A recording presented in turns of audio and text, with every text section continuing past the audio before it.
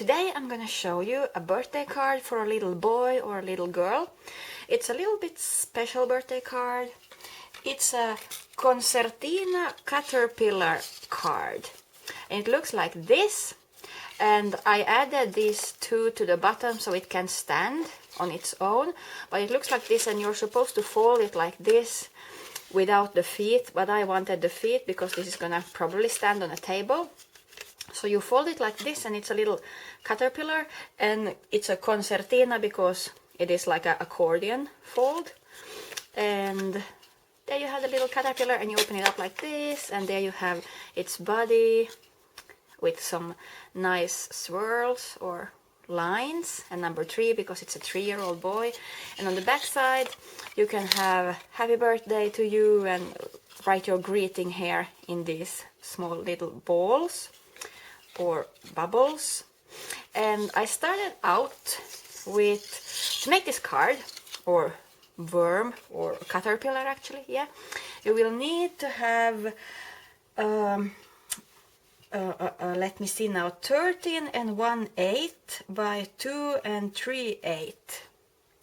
Did I get that right? I'm gonna write it down just so you, because I might say something wrong and then I mean something else.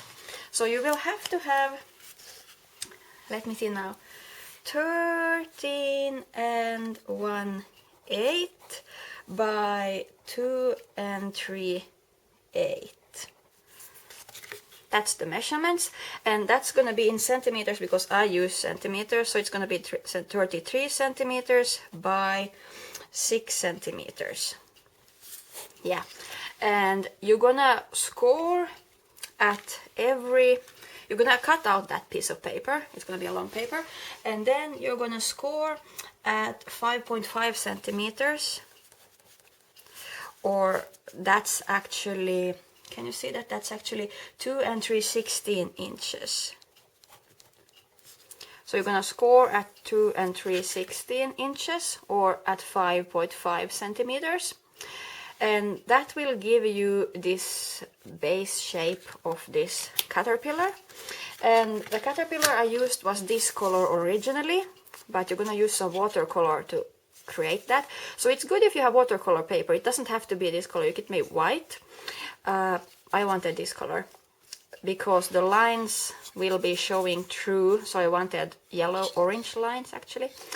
And a nice other color than just white, but you could use white if you want to, but I used this color, and this is not watercolor paper, but it still worked nicely.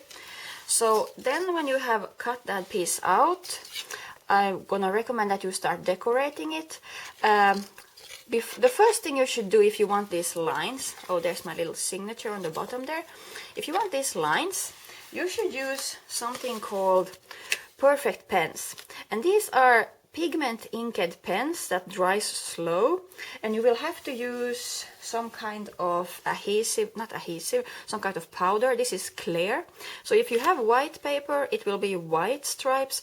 Since I had orange paper, or kind of yellowish, orange beige, the lines will become orange. That this part that you see, the number 3, it's shiny because it has this clear embossing powder on itself.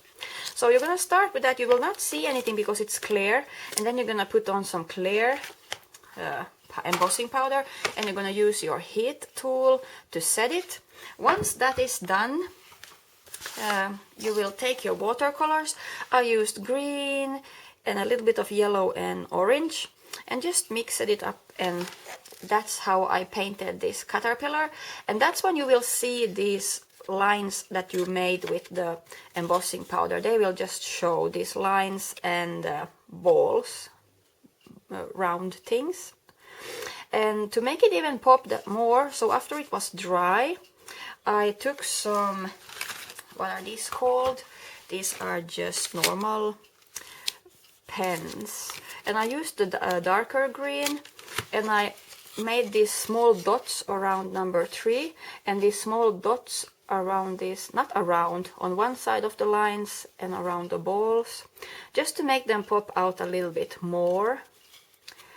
and it has a nice shine, this embossing powder. And then I just cut out these small pieces of green. I don't know the size of them. I just free-handedly took 2 pieces because I thought, well, once you have done this, it's still gonna be all square. So when you go and close the card up, you will see that the corner here are round. So you just take a normal scissor and cut through all of the pages at once, so round the corners. Don't cut here or the sides or it will break, but you know, the sides, so it will not be so square. And then when you open it up, everybody will be the same and it will have this nice body. And then I found it hard to stand because it was falling, kept falling like this, so I just took a piece of paper, green paper, and I put it down here, and I used this L-shaped piece of paper that I also glued here and here, so it will be like a feet. You can actually turn it like this if you want to, and the other one as well. Oh, well, I'm not going to do that, but this one works well if you turn it like that.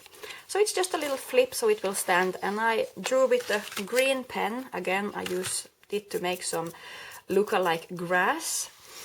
And that's how I got the front page, and that's how I got it to stand. Of course, it's a little bit hard to post it in a mail, but if you're going to a birthday party, it will be nicely like that standing on a table or something. Then I drew freehandedly a face with black gel pen. I made some antennas and a mouth, and then I glued on some googly eyes. I think every 3-year-old boy likes googly eyes, something that react and look around, and just nice little touch. And then on the back side where the greetings, you will actually need one of these 2-inch punch. I used light green paper and I glued it on with double-sided tape, and then I just drew my greeting on with a pen. So that's how I made that inside there. You can write whatever you want. And the little glue, the round thing here, I drew on small dots with, again, the dark green. So you can a little bit decorate the inside. You can decorate the inside as much as you want. I just made small dots in every scalloped bump or lump. What is this? Scalloped thing. I made a little dot. So this is the card I made. It's really easy and cute, especially for small kids. I think they will like it. And if you have any questions, please let me know and try it out for yourself. You might not need these bottom things, but if you think that it doesn't stay so nicely on the table, then you might make these yourself. And I rounded the corner with my corner puncher. This is the size large, and it's by X cut. So that's how these got rounder corners. And if you have any questions, please let me know, and thank you for watching and have a great day. See ya! Bye bye!